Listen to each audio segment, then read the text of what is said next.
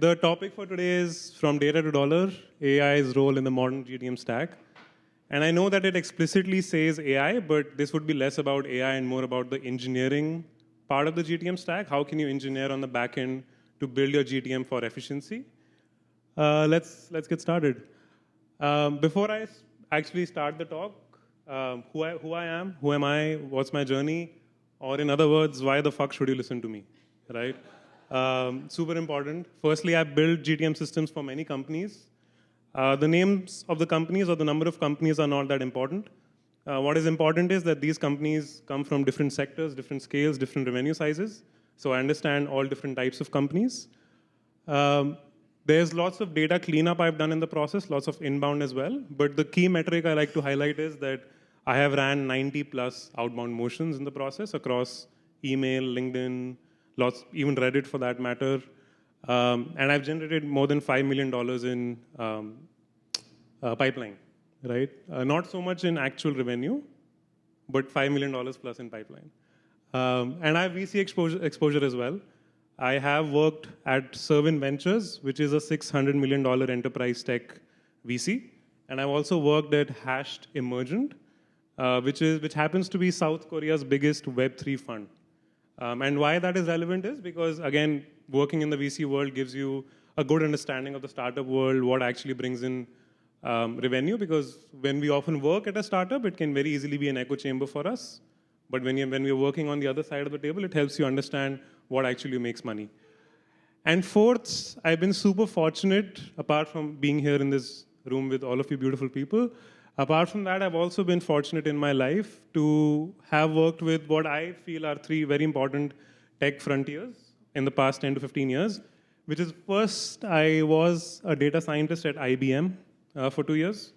So that was super fun, and I got to work on IBM Watson, like one of our previous speakers. Second, I worked in blockchain and Web3. No, I have not launched any shitcoins, but yes, I have worked in this part of the world as well when I was at Hashed, and then EDA when I was in Dubai. And then third is currently GTM engineering, which is again nothing but engineering of your modern GTM stack.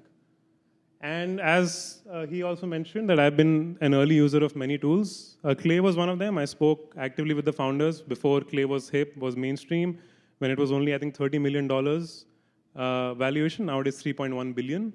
So obviously it's been a great rise. So I've been an early user of that tool, and not just that tool, but other tools such as HeyReach and RB2B as well, which are part of the modern GTM stack. Why this conversation now? Well, multiple reasons, and all the four things that you see here are kind of related to each other. They're kind of cause and effect. Firstly, deliverability is collapsing. In fact, deliverability over mail, over LinkedIn has fallen by more than 50% in the last 2 years. Part of the reason that is that outbound is super noisy. Everyone has the same playbook. Everyone has the same tools. Everything is democratized. So how can you really differentiate? Thirdly, buyers are overwhelmed. Show of hands for anyone who has received a message on mail or email or text saying, hey, XYZ, I noticed that you work at ABC, or I see that you studied or graduated at XYZ, or you won this award, and then they go on to sell their solution, right? So that is generic. We feel that is personalized, but personalization is the new generalization almost, right? It doesn't work anymore. And fourth, all of these reasons have led to the fact that GTM orgs are really shifting. It's never been easier to form your own company. It's never been easier to build things out, test things out, iterate, all of that. So we need to be cognizant of that. What's the new edge? Well, first, let's talk about what used to be the edge. Earlier, what used to be the edge was that if you had access to certain tools, you had the moat or you had the defensibility. So if you had access to tools such as, I'm talking about 15, 20 years back, if you had access to ZoomInfo, Apollo, Crunchbase, PitchBook, all of that, you had a lot of success, you had a lot of advantage because information asymmetry essentially was the moat. That is not the case anymore. Everyone has access to the same tools. Everything is commoditized. Secondly, buyers are saturated. As I said, personalization is generic. And because of AI, custom research and workflow generation has become much faster, so it's easier for you to build, test, and iterate. In the current day and age, when there are tools such as Clay, NIIT, RB2B, shout out to MarkovML as well, when we have such amazing tools, how winners create alpha is very different. Firstly, they go for unique data. They go beyond firmographics. They go beyond hiring patterns or what geographies are you in. They look for unique signals, which subsequently result in unique plays. Secondly, timing windows. I'm sure a lot of you would be knowing that the stock for Gartner fell by 49% in the last 2 months or so. That's because people don't give a fuck about magic quadrants and all of that anymore. And I'm sorry if anyone is invested in Gartner or is anyone is working at Gartner, but it's just that people don't care anymore. People just don't care. If you give me a whole 70-page report on what should be the next trend in 1 year, by that time the trend has already gone. So with AI, I need insights fast and I need insights very particular. And that's why timing windows are super important. And that leads to my third point, that your experiment velocity has to be very high. You need to be able to ship, learn, and replace before your competitors catch up. So this is what I like to, the white is actually bad, I didn't realize that. But anyway, so there is a signal power spectrum is what I call. I think there are 3 types of signals in GTM largely. One is the commodity or the first order signal, which is very common, which is again, if you're trying to sell, then essentially you're looking at funding, headcount, generic intent, title, industry. For example, you're trying to look at people in the US belonging to companies having 51 to 100 employees, all of that. Again, everyone has that, not that important. An example for that, for example, if I'm a company, this is actually from my current company, Cat and Release. If we are trying to sell to ad agencies who are specifically looking for influencer / UGC content, if they were to build such a signal, what they would say is all creative directors at ad agencies in the US. Again, not such a good signal. Second is unique or second order signals, which is when you combine multiple things. You combine hiring patterns, API usage, stack shifts, ecosystem moves, any chatter on social platforms such as Reddit or FAQs or even open source platforms such as GitHub. This is a little better because this has more context. I'll give you, again, one example in the context of the same company. So if they had to reframe their signal from all creative directors at ad agencies in the US, they would say creative directors hired in the last 60 days, because of course, whenever you get hired, recently you want to impress a little bit more on the job, you get lazy afterwards. In the last 60 days, at agencies that recently won awards. Again, because they won awards, we are having the assumption that they want to spend more, or maybe let's say they expanded their marketing headcount by 15% in the last 1 year. Again, then I'm assuming they're spending a little bit more. And the third is, which is the best kind of signal, is when it's AI-driven and you create like an alpha or a delta for yourself, right? Which is when AI scrapes a lot of these things for you. AI goes through white papers, it goes through docs, it goes through certifications that are there that the companies have. It goes through, let's say I build a certain algorithm which tells me whenever a certain company puts certain testimonials or case studies out, which tells me what kind of companies they are working with. So I'm able to scrape through that. Again, in the example of the same company, how they can reframe it the best is creative directors working at multi-office agencies that are working with creator platforms, or they're hiring for UGC strategist roles and who added TikTok to their services.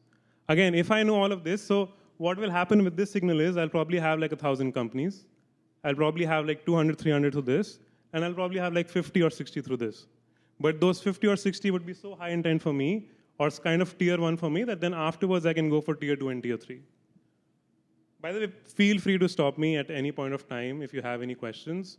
I have tried to make the slide as technical as practical as well at the same time. So I may have some bias because of my technical background in the past, but if at any point of time you feel it's going too fast or you need me to repeat, please just stop me. Okay, once you have identified a signal, there are essentially 4 steps I feel that are super important to any GTM org. Again, I've tried to generalize it to organizations of all sizes, industries, all of that. Firstly, you collect data. That is the foundational data you have. And all the signals that you collect. Again, there are lots of tools for that, APIs for that, and logs for that. Secondly, once you have collected that data, you build a model around it. You want to do either of 3 things. Firstly, either you want to convince people to buy from you, obviously. Second is you want to expand your pie in some way. So if someone is already giving you 100K in business, you want them to give you 500K. Figure out how to do that. And then thirdly, through that model, if you're able to figure out that, hey, this person is likely to churn, what will you do about it? And third, once you have the model, you activate. Activation is nothing but what channels do you target? Do you target just LinkedIn or email? Do you also go after Reddit? Reddit makes a little bit more sense because LLMs are now parsing Reddit the most, so it helps you with SEO as well. Do you do ads? Again, if you do ads, what kind of ads do you do? What kind of platform do you do ad? And yeah, you make like small CX nudges as well. And then you learn. Once you've done all of that, again, as I said, it's super important for us to not just build things out, but also for us to be able to learn from them, test things, learn, and then finally reiterate and keep iterating again and again as soon as we can. Hi, everyone.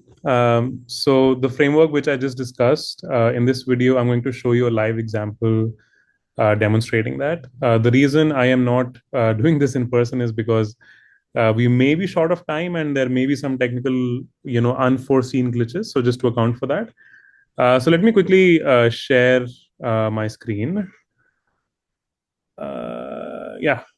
So in this example, the tool that we are using is called TeamFluence. What TeamFluence essentially helps us do is it helps us keep a track of everyone who is engaged with our content on LinkedIn. So it could be anyone who followed our company page, liked our content, commented on our content, viewed our profile. So we get like a whole list of all of those people. And again, it's up to us how we want to filter from that. We may not want to have people who viewed our profile because that may not be a big enough intent, or we may have some of the other criteria. For example, in this case, what we see is that for the last 30 days, 3,170 people have engaged with our content across all of my team members at Catch and Release. So it could be me, it could be Tom, it could be Kai, it could be Laurie. So across the whole board, there are around 3,200 people who have engaged with our content. And in the process, we have also amassed more than 720,000 impressions. And then what happens is we get a list of all the people who engaged with our content, right? As I said, let me show you real quick. Glitchy.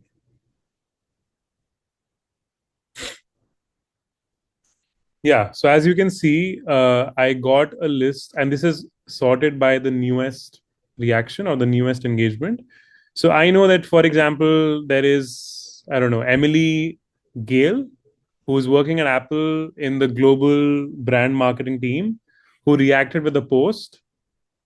That was Laurie's, right? And then I can click on it and see what was the actual post. So I get a list of all such people, and in the process, I've gotten a list of close to 3,500 people, which are all high intent actions for us. And then what I've done subsequently is I have connected TeamFluence to the Clay webhook. As you can see, it's a webhook here. So whenever a new lead is created, a new engagement is there, the lead automatically gets sent to a Clay table using a webhook. And this is the Clay table. For example, right? For example, in this table, I don't know, I'll pick this. So I know that on 16th of July, someone named Elisa, who's working as an editor at Lerma, engaged with Meredith's post, which is this one. Let's see, what is the post? When she joined Catch and Release, right? So Elisa, who's working at Lerma, engaged with Meredith's post. And now I'm doing like an ICP check within the platform, right? So I put like a certain filter here within Clay to check for the industry, because that's our ICP: advertising, media, entertainment, countries, US, Canada, UK. Obviously, we don't want people from the same company, so job title does not contain Catch and Release. And then there are several job titles that we want, right? Creative directors, producers, BAs, all of that. So I'm doing like a simple ICP check. As you can see, there are tick marks and there are places when there is not a tick mark. So, and what is happening next is once I've done the ICP check, in this case, Alyssa does have an ICP check. I am then finding their email, right? There's an enrichment within this where I'm finding the email. And there's a waterfall method. I'm using several APIs to find that. And I was able to find the email, which is outputted here. Then I'm also logging the engagement type, whether it was a like or a comment, because different engagement types have different weightage for me. And then I'm also checking whether this particular entry already exists in HubSpot, right? Because if it does exist, then I will update the engagement score. If it does not, I will create a contact, because again, I want to capture as much of my total addressable market as I can. So in this case, what I found was that Alyssa is not there in my HubSpot. Um, and then if she's not there, then I'm creating an object within HubSpot, which is this one. Let's see. So yeah, as you can see, Alyssa is now added to HubSpot. She's working at Lerma. This is her email ID, which we were able to find. Her contact owner is Meredith, subsequently, because it just happens to be her. And then we also have the engagement type. So she liked Meredith's content. And because she liked it, she received a score of 3. If she would have commented, she would have received a score of 5, and subsequently different scores for different actions. Now, what we're doing is once these people are added to our HubSpot, we are further adding them to our email nurtures. We are adding them to our LinkedIn outbound motions. We are also adding them to LinkedIn retargeting, which is part of the larger framework that I talked about, and I'm going to talk about more when I will see you guys in person. Thank you. Yeah, so that was pretty cool. I hope. But anyway, so in this particular example, right, which I just showed, if I use the framework which I talked about before this video was played, the collect part of the framework was essentially anyone who engaged with our content on LinkedIn, anyone who liked, anyone who commented, anyone who followed our company page. And then we were able to collect that data on TeamFluence, which was the app that I showed you. And then the model part of it was, once we collected that data, we were able to firstly filter for ICP. Again, if 1,000 people are engaging with my content, not all 1,000 may be relevant to me. So I put some ICP filters there for certain industries, certain job titles, all of that. And then I had 2 output columns. One was whether it's an ICP or not. And secondly, whether it was an engagement type or not. Again, because different engagement types have different scores in my larger engagement model. And then thirdly, activate, which I feel is the most important part, that now that you have all of these people in your database, what do you do with it? We ran LinkedIn ads for those people. We added them to our retargeting audience. We added them to our workflows on HubSpot, so they were sent automatically nurtures over mail. Thirdly, we also added them to campaigns on La Growth Machine, which is the tool we use to automate LinkedIn outbound campaigns.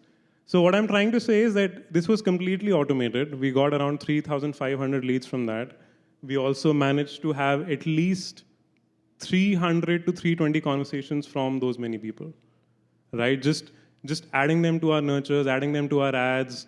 We have seen a significant increase in our engagement rate on ads. We have seen a significant increase in our reply rates on emails, on LinkedIn, and all of that, because it works. Because in the earlier marketing funnel, each and every platform, each and every channel was separate, but now everything is interconnected. And then once you've activated, the fourth part is the learning, right? Again, the reply rates, the meetings that you're booking, how much revenue are you having? Because ultimately, all of this is show and tell. If you're not able to book revenue, none of this would make any sense, none of this matters. What this demo really shows, now that we've gone through this demo, and again, this is not so much about the actual demo as it is about the learnings from the demo, as it is about the systems. Firstly, it's about systems and not tools. The tools that I used in this particular demo, I could have easily replaced them with 10 other tools on the market. It's about how you're thinking about systems in the first place. Secondly, activity over assumptions. The fewer assumptions you have, the better. Because ultimately, false positives are more harmful than false negatives. What I mean by that is, anyone who you're reaching out to, who may be a potential customer to you, but you reached out to them and you wrote them some kind of AI personalized bullshit about, hey, I saw you working here or there, trust me that one message, they will never come back to you, ever, because they'll be so turned off by that one message. So it's super important for you to have, be cognizant of those false positives and those false negatives. Fourthly, building a model is more important than the actual message. And fifth, timing is everything. In this example that you saw, if you liked my content right now, if you go on LinkedIn right now, which is obviously a plug for you right now to follow me and like my content, but if you actually like my content right now, 1 minute later, you'll be in HubSpot. If you are part of my ICP. And if you have liked the content where I am promoting my company. Again, I have all those guardrails. I'm not saying, I'll make a post about this conference, for example, right? That, hey, I spoke at this conference, what a wonderful experience, met some amazing people, all of that, right? So I'll post about all of that. But if all of you engaged on that post and none of you are part of my ICP, I will not add you to my HubSpot. So I have guardrails there, right? But what I'm saying is, whatever data I'm collecting, whatever nurtures I'm doing, they're almost real time. And that is the most important thing. When we talked about it in some of the earlier panels as well, and Tom is here, velocity is everything, right? Velocity with how fast we build, how fast we test, how fast we iterate, that is everything. And then obviously closing the loop is super important. Now that we've built everything out, how do you test it? What kind of metrics do you look at? And yeah, for example, this one key metric I like to highlight, which we actually saw in our campaigns. So we were looking at, if there are 10 people in my company who are posting about Catch and Release, the company I work for, another good plug for Catch and Release. But anyway, so if there are 10 people who post about Catch and Release, earlier, out of those 1,000 people who engaged, only 20% or 200 people from those posts were actually part of our ICP. Once we started this whole AI bullshit, right? So after that, in 6 months, we have actually seen the percentage of ICP that is engaging has gone from 20% to 60%. Because again, it's the whole flywheel. You post about your content, you add them to our HubSpot, you nurture them, and again, the more you post, the more they know about your company. Some best practices. A clean foundation is everything. Clean data is everything. When I was at IBM and I joined as a data scientist, I thought I'd spend my entire life building amazing machine learning models. They gave me 6 months just to understand data pre-processing and data cleanup. And I hated my manager at that time, but later on, I was able to understand why, because if you don't have clean data, you don't have anything. So it's super important for you to be able to have a clean CRM so that you can actually act on it. Hunt unique signals, as I talked about earlier, so I'm not going to reiterate on this more. But yes, as unique as it can be, amazing. Third, which I was talking earlier as well, some of the tools which I showed you are super expensive, especially for a Series A, Series B companies who's constantly trying to save up money. So it's always better to test things out in some of these tools, see if they actually work for, let's say, 2-3 months. Then if you really want to industrialize it, roll it out at scale, there are certain tools such as NIIT, for example, which help you build out these kind of agents, build out these kind of workflows. Fourth is measure velocity and pipeline. Track, again, the percentage of ICP that you're hitting. Again, if you look at one common factor in all of these metrics, they all have denominators. They're all relative, right? They have some kind of denominator. So per ICP percentage, DM reply percentage, reply time, meetings per 100 people that you reached out to. So again, be as relative and be as finite as you can be. And treat your GTM like R&D. Let go of the traditional marketing funnel. Let go of the traditional, I'll give you an MQL, there would be an AE who will reach out and all of that. Works sometimes, but even traditional folks need to understand that marketing is changing and you need to change with it. So treat GTM like R&D. Hypothesize, test, templatize, and retire the workflow. You don't retire, the workflow retires, right? Where's my, one second. Sorry. It's kind of the same thing which I said earlier, so I'm not going to repeat that. Some tools that you can use, right, now that we've gone through the theory part of it. Here are some tools that you can actually use in your stack right now. And I've used all of these, if not more. So there is reason for you to use it, again, if you trust me. If you don't, feel free to use some other tool. But anyway, for collecting data, TeamFluence, as I showed you. Second, if you want to know exactly who visited your website. So if someone visited my website, there are tools out there like Clearbit, which is HubSpot's tool, which will tell you you're from which company and which location. But then there are tools like RB2B, Midbound, and a few others which tell you exactly who visited. So if Crystal here, who by the way is my colleague at Catch and Release, but if Crystal here visited my website, so I will know exactly it was her who visited. And then I can add her as well to my funnel. Again, I can't be creepy and say, hey, Crystal, I saw that you visited my website, but at least I can add her to my retargeting campaigns. Third is, if you want to know what kind of tech stack they have, what kind of tools they're using on their backend, you can use HG Insights or their stack. If you want to surf the entire web, again, let's say you want to go through GitHub repositories or some kind of documentation that companies have, then you can use Serper. And if you want to, this is actually the wrong thing written here, but Discolike is used for finding similar companies. So let's say you figured out your ICP, and you want to look at similar companies, similar players, so you use tools like Discolike. For modeling, Clay is super nice. I think Clay is super nice for like a one-stop shop for everything that you want to do in terms of GTM. NIIT, as I said, if you want to save money, if you want to really scale, NIIT is super nice. HubSpot is reliable because it's been there for a long time, but it's also super expensive. A good alternative to HubSpot is Attio, which is a very lightweight CRM, which a lot of modern companies are using these days. For activating, HeyReach and La Growth Machine do the same thing. So if I want to completely automate my LinkedIn outbound, for example, I had our founder, Annalisa, actually do a lot of automated campaigns on La Growth Machine, where she reached out to people, again, completely automated, who had previously worked with us to get some feedback. That, hey, I saw that the deal you did with us in Jan 2024 or whatever, I would love some feedback. So that's how the chain started. Those were around 450 people. She got feedback, but of course, when she was getting feedback on call, the feedback call eventually resulted in a sales call, right? So there's always a nice loop that you can make if you automate things. Thirdly, if you want to do a lot of cold emailing, Smart Lead is good.